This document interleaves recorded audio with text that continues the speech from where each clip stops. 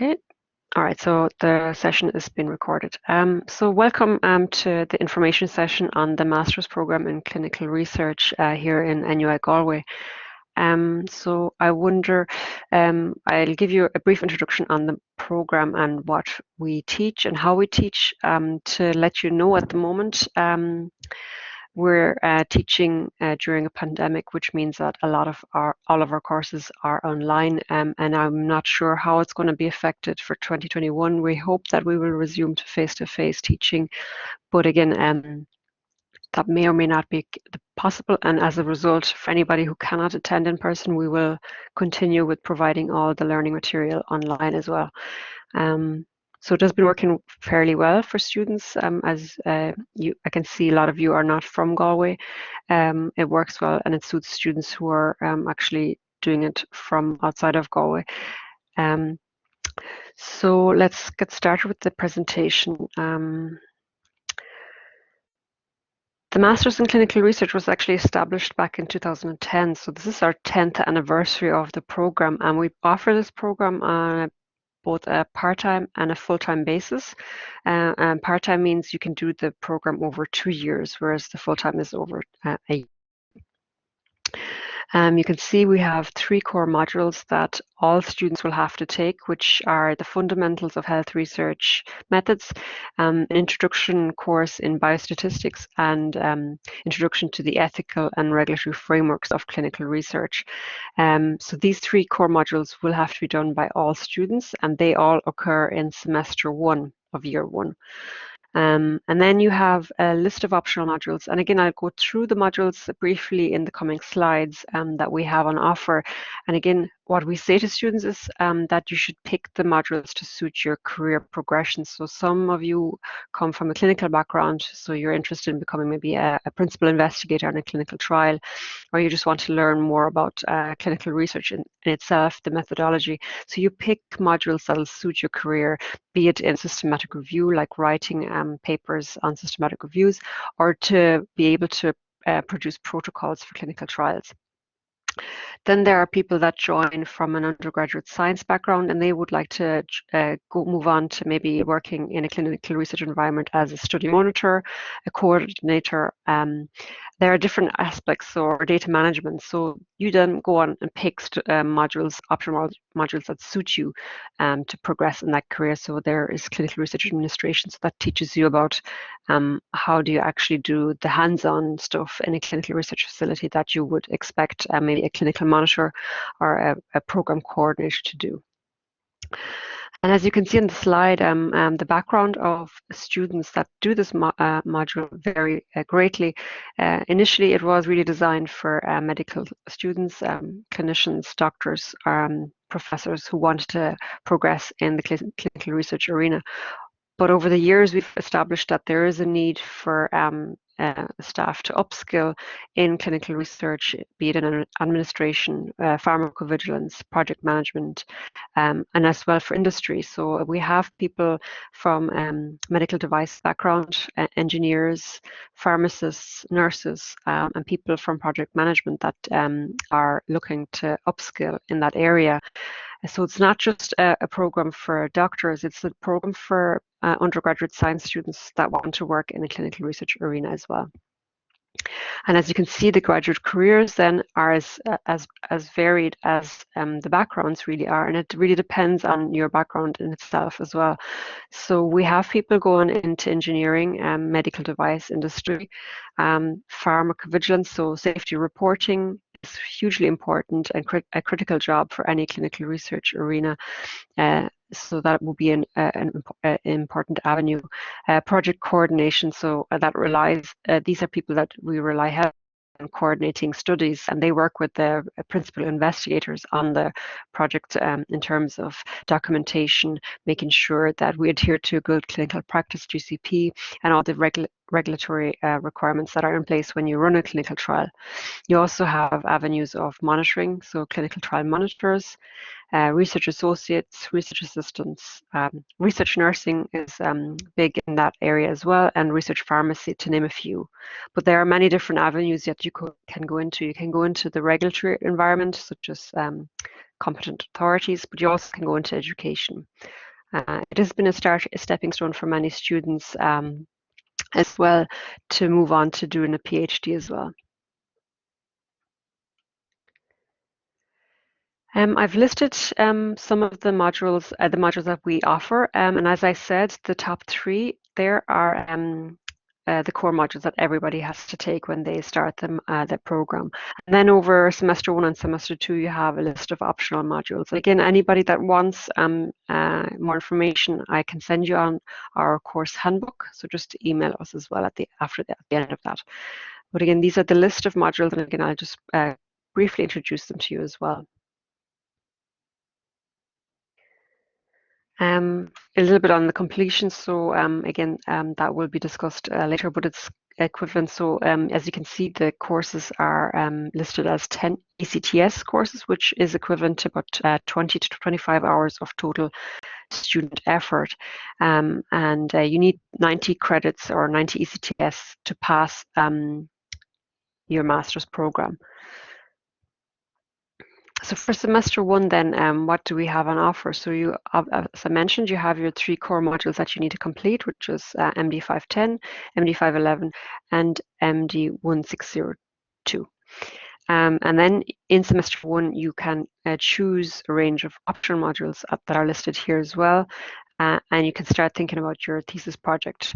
To note that anybody doing the project part-time, they would be expected they have a choice between an independent study module or a thesis, and they differ in terms of the credits and the amount of time you work on. So the independent study module is only worth 10 credits, and that means if you take that as a part-time student, you need to take more optional modules to make up the 90 credits. So the core module, Fundamentals of Health Research and Evaluation Methods. So this is really an introduction to what clinical research is all about, and it gives you a preliminary but broad understanding of clinical research, looking at research design, measurement, and evaluation. It's delivered by the director and the former director of the master's program, who both are professors in clinical research and actively work. So again, their expertise will be a great benefit to students taking this module as well. Then all students will have to do an introduction in Biostatistics 1. Again, this is an overview of statistical concepts and a practical exposure to data analysis, and you will use Minitab to do practical assignments. So again, it's all done using practical assignments. You will get to use simple statistical techniques to design, analyze, and interpret studies. And again, anybody who enjoys this, there is an add-on in semester 2 where they go into more in-depth analysis of biostatistics. And the third core module is a new module that was introduced last year, and it's an online module. So you do that completely online, where you just take review pre-recorded lectures, and it's an introduction to the ethical and regulatory framework of clinical research, where you will get good clinical practice GCP certification as part of this module, and then you will review regulatory aspects and look at the new regulations of clinical research, look at how informed consent is important. We will talk about GDPR, the data protection regulation, and look at ethical issues in clinical research, how to make an application to the HPRA, which is the competent authority in Ireland for a clinical trial application, and also how to approach the ethics committee with an application for a clinical trial. Then these are outsourced modules. So that's the economic evaluation in healthcare. Again, it's an optional module, and it's delivered by the School of Economics. So again, if you're interested in that area and combine that with clinical research, it might be something that you're interested in. There's another new module. It's a first-in-mind clinical trial. So it discusses everything about early phase clinical research. So phase 1 clinical trials. So how they go about, how do they differ to phase 2 and phase 3 clinical trials, as they are often more high risk. Bioethics is an online module that looks at biobanking and the ethics surrounding biobanking specimens. So it's a very new module as well that actually I teach. It goes into the ethics of biobanked specimens, the appropriate informed consent and considerations that you need to give when you are looking for biobanked specimens such as blood and tissue samples from participants for clinical research. And then moving on to semester 2, you're offered the remaining optional modules, as you can see here. Again, some of them are online, some of them are face-to-face. And again, just to note that this may change next year as well. Okay, so as I said, if you enjoyed the Introduction to Biostatistics 1, you can actually take a Semester 2 module in Biostatistics 2, which is looking at giving you an introduction to statistical modeling techniques such as linear and nonlinear regression, analysis of variance, and survival analysis. So it's a step up, so you would want to be fairly comfortable with it to take it on as well. MD 518, which is Observational and Analytical Research Methods. Again, this is a similar module to the core module in MD 510, but here you're looking at observational research methods, which includes survey research, retrospective studies, prospective cohort studies, case control. So if you're interested in observational type studies, this would give you a really good grounding in that area as well. This module is a very popular module with our students. It's research methods for randomized controlled trials. Again, this is delivered online, and it looks at teaching you all about protocol design, concepts of clinical trial design, and you have weekly assignments to develop a protocol for a randomized controlled trial. So you really get a practical exposure to developing protocols for randomized controlled trials. The next module, again, is an online module and it's systematic review methods. Again, another very popular module in that it gives you a good understanding of how to go about writing a systematic review. For anyone who does not know what a systematic review is, it is an in-depth systematic analysis of a research question whereby you review the literature and then you do statistical analysis using RevMan or another similar tool, which is also Cochrane, if you're familiar with that, to create a robust understanding of a research question. The School of Economics also provide a semester 2 module on health systems and policy analysis for anybody that's interested in that. And then we have a semester 2 biobanking module, which looks at the advanced clinical application and testing. So it's an add-on from the semester 1 module, whereby we look at the collection process, storage, quality management system, and the data analysis and record management of biobank samples. So as you know, it's not just having them in a freezer, but as well having them properly stored and annotated that to having a successful biobank. We offer a translational medicine module that's delivered from the Regenerative Medicine Institute, and that looks at, as the name suggests, everything, all the research that happens before it enters a clinical trial. So it's preclinical research, more or less from bench to bedside. For anybody that is interested in a scientific background of that area. So it goes into GLP, toxicity testing, and the ethical issues underpinning translational medicine. Clinical Research Administration is a module that people take that want to work in the administration side of clinical research, where we teach them about the regulation, the ethics, budgeting for clinical trials, core structures that are associated with clinical research facilities. And again, it's taught by the people that are actually in the clinical facility here in Galway. So you would have a pharmacovigilance officer providing the safety section on it. You would have the data manager providing a section on data management. So it's quite you can get exposure to people that are working in that environment and ask them really good questions. MD 509 then is the independent study. And again, just to mention that it's only an option for part-time students. It's a 10-credit course, so you can produce an original body of work. It has to be somewhat new and novel, and it's similar to a paper publication, so the word count for that would be 5,000 words. The thesis then, on the other hand, is a 30-credit piece of work that you need to so that all full-time students need to produce. That equates to about 12,000 to 15,000 words, so it's not a huge amount of work, but it should be novel, and it should show the learning that you have undertaken as part of the master. So we want to see evidence of your learning in the thesis as well. And we provide support on an ongoing basis in that we offer students to submit drafts of sections, as you can see on the table there for this year, where they submit it through Blackboard, and then we give them feedback, but they will have to have a supervisor as well. We offer a fellowship program. Now, unfortunately, due to the pandemic this year, we couldn't offer it to students this year. So hopefully, all going well, we'll offer it again next year. And that is to give students who are part of the master's program an opportunity to gain work experience. So we take 4 students each year. They apply through the website, which is on the NUIG website.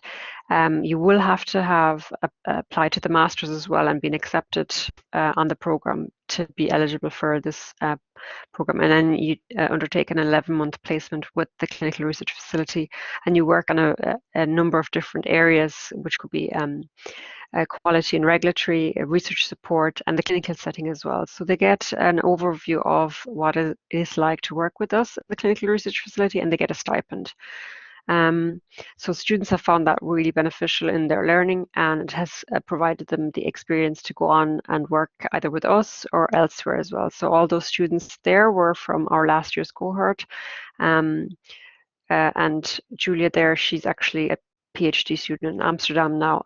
Aditya is a pharmacist and he's pursuing work. And then both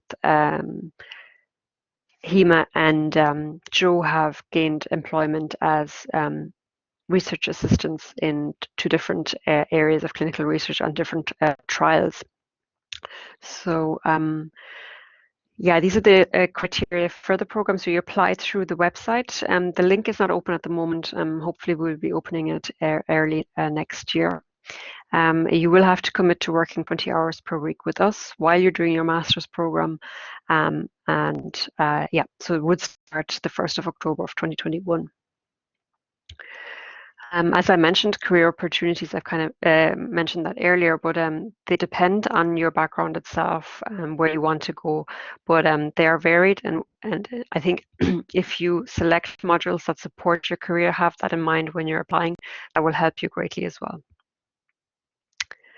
I wanted to just highlight the Thought Master Scholarship Scheme that's available to students.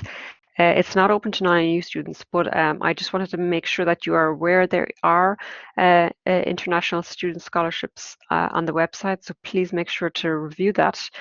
Some of the closing dates are quite early, so just have a look at the website, get familiar with that. There are opportunities in that area, and again, I was asked to kind of show you align you to help desks and general queries. And again, if you're interested in getting more information, do not hesitate to contact me. The email for that is clinicalresearch, all one word, at nuigalway.ie, or just look at the website on the NUIG's webpage. And that's all from me. So if you have questions, just raise your hand using the little raise bar, and then I'll name you, and you can either use the mic or type the question in. So I'd be happy to take any questions you might have now.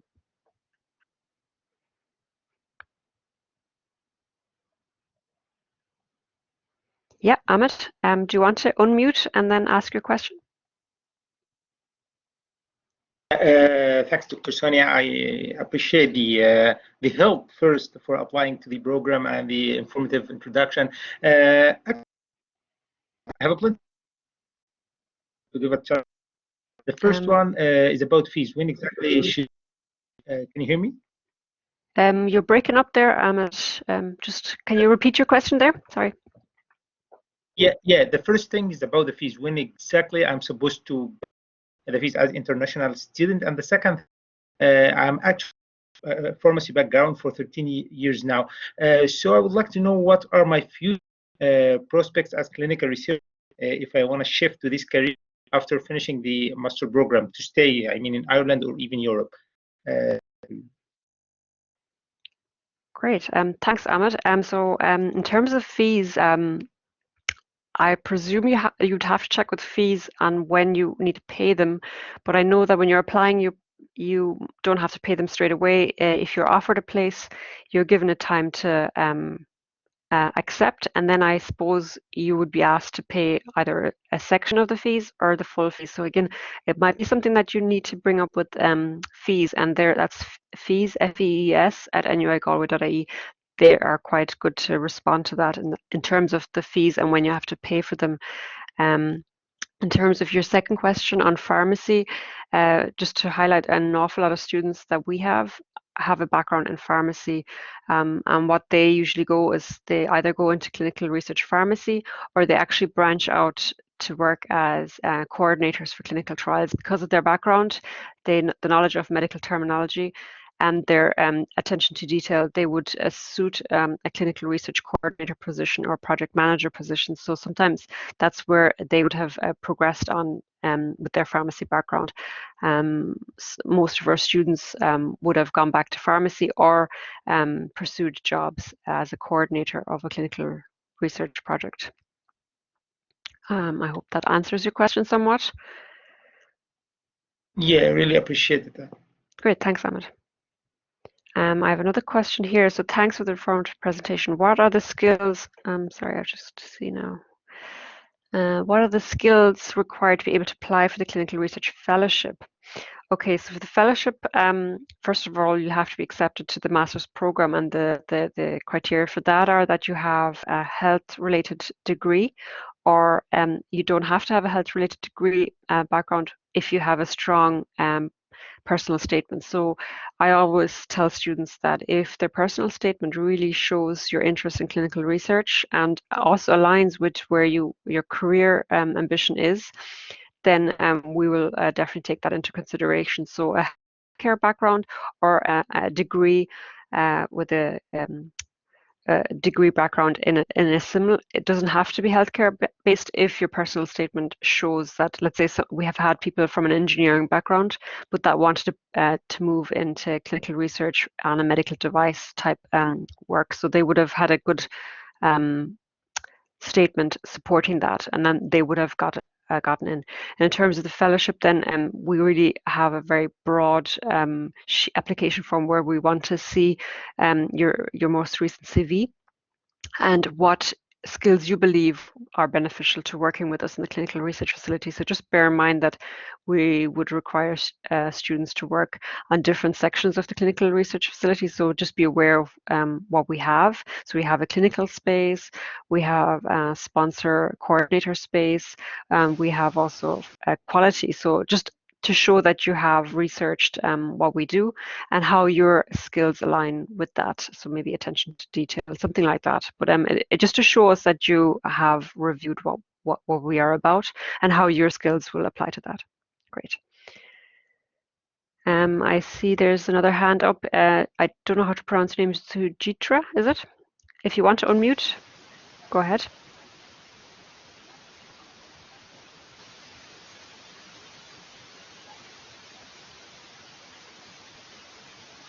I can't hear anything.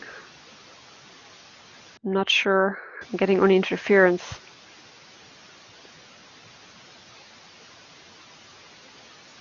Sujitra, you might want to type in your question because I don't hear anything.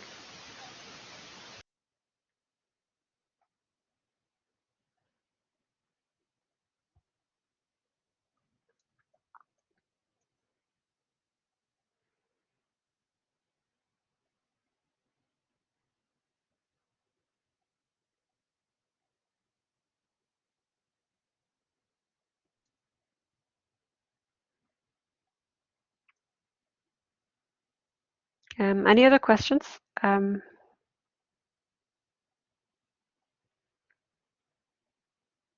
Yeah, Ahmed, go ahead. Sorry to just would like you told us that it's not yet decided it will be on so if it's on campus or what will be the situation? Because for me the most important thing is the experience itself to study abroad.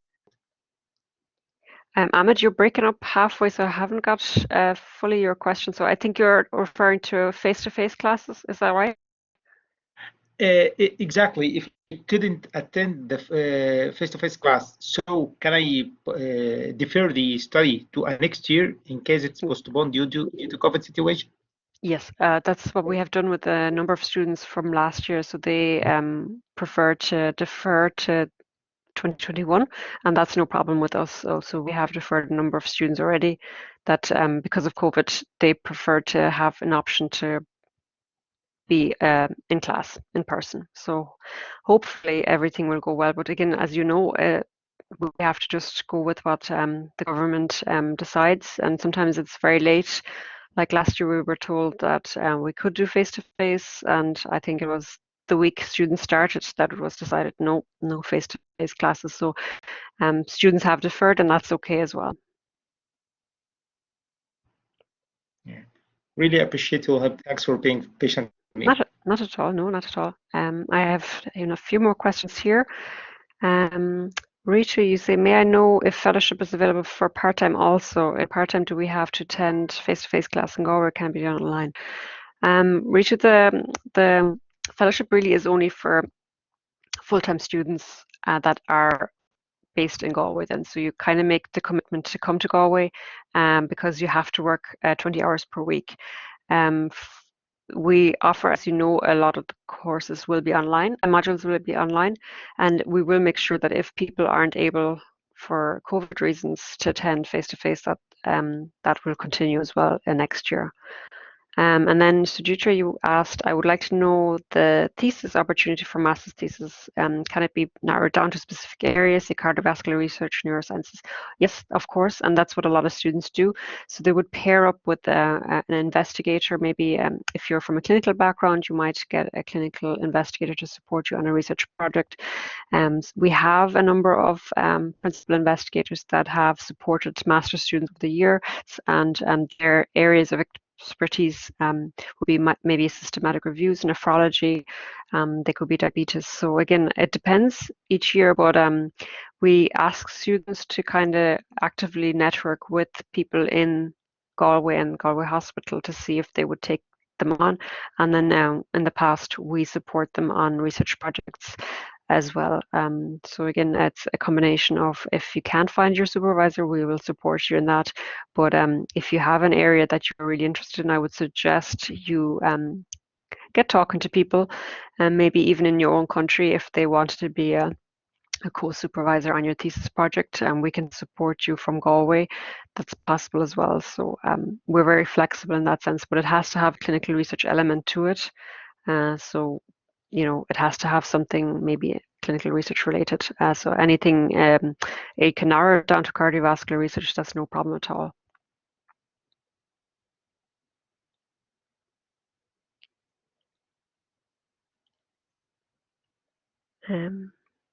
Brilliant. Any other questions? And just if you want to get the course material, just send me an email as well. I'll just put my email address here and then you can contact me as well.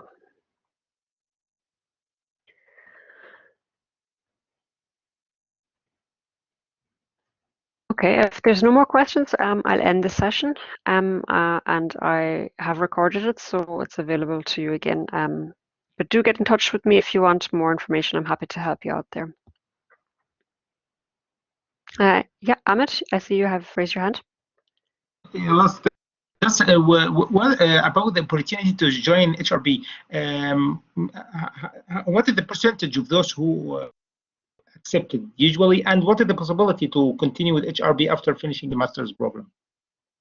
Good question. Yeah, so again, it depends I don't know the acceptance rate. We have at the moment we have about 40 students on our program. That's combining full-time and part-time. So that's kind of the numbers we have, and we do make we're as fair as possible. So if you have a degree and fit the criteria that's on our website, you will get in. And if your personal statement is really showing that you want to do clinical research and you can see where it fits your career objective, then I can say that you will be fairly successful. In terms of the HRB fellowship, because we only take 4 students each year, it's quite competitive. So we have an interview for that. And the interviews usually are in May, June. And we do them online as well, just because many of the students are not in Galway at the time. So through the interview, then we select the best students. So students that are really highly motivated and have some experience that we think will help. But again, we don't expect them to have clinical research experience, because the idea is that they gain experience in the facility, but that they show motivation to do the work with us. And some of the tasks that they will do are menial tasks. So we will ask them to maybe prepare packs for visits. There will be a lot of documentation. So if they're happy to do that as well, then, and we can sense that they will be a good fit with us, they will get a position. But again, as well, to know that we do have a lot of different clusters within the clinical research facility.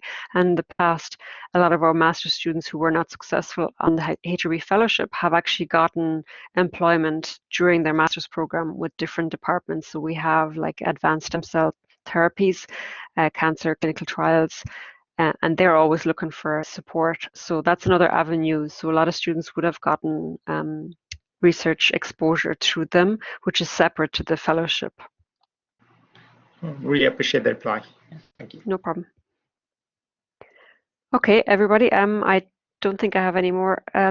Based on that, will we have access to the CFG facilities to do the research project during the master's degree or to do the thesis project? That's only if you have a supervisor that's affiliated with the research facility, that you would have access. So depending on if you can identify a PI that would like to work with you or do a project, you will have access to the CRFG as a student to come and view it. But unless you actually have a contract to do either the fellowship or are working with one of the PIs, you wouldn't really have access to the facility or else are doing a project. So you will have to have a supervisor to get access then. Rita, yeah, you have your hand raised. One final question, may I know what is the process of progressing to PhD after completing this course? Do we have to apply for? Yeah, that would be one avenue. The other avenue is to network while you're doing your master's program. You will need to identify a supervisor, and that supervisor will have to have funding. So unless they have their own funding to support your PhD, I suggest, applying to the Hardiman Fellowship. The other one that is fairly good is the SFI Fellowship. That's a call each year as well.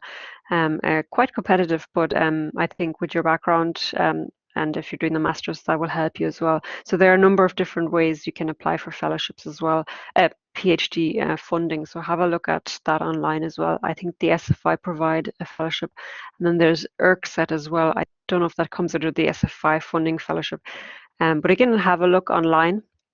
When are their opening and closing dates, and then start to network with potential PIs. People that have gone on to PhDs would have had maybe a consultant, somebody with a joint post with maybe the HSC, with the hospital and the university. So a lot of clinicians, people that are from a maybe undergraduate healthcare background. Again, you will have to find a suitable supervisor. Again, the supervisor might be somebody that you worked with as part of the thesis project here, if you identify somebody. So there are opportunities like that as well.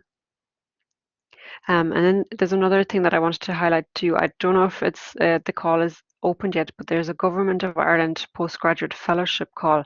That's for for international students applying to do a master's program in Ireland. Again, have a look at that.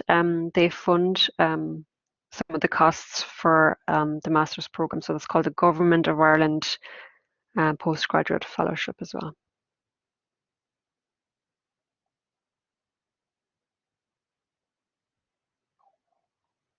Yeah, you should be able to get the recorded session. I will interact with the postgraduate, the facilitators of that. If not, will you just email me at clinical research at anywheregalway.ie, and I can try and share that like that if I can't. But I think they will be made available.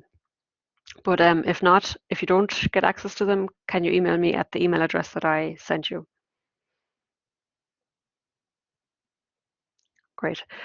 Thanks again, and thank you for all the questions. I really appreciate that. That makes the session more interactive because sometimes I don't cover what you're interested in, and if people don't ask questions, then I feel like I might not have answered. So I feel like you might come back, you have come away with more insight as to what we do. But it's not just for clinicians, but for people that are interested in clinical research to progress in a career there. So thank you for your attention. Thank you for your questions. I really enjoyed that. And good luck with your further education.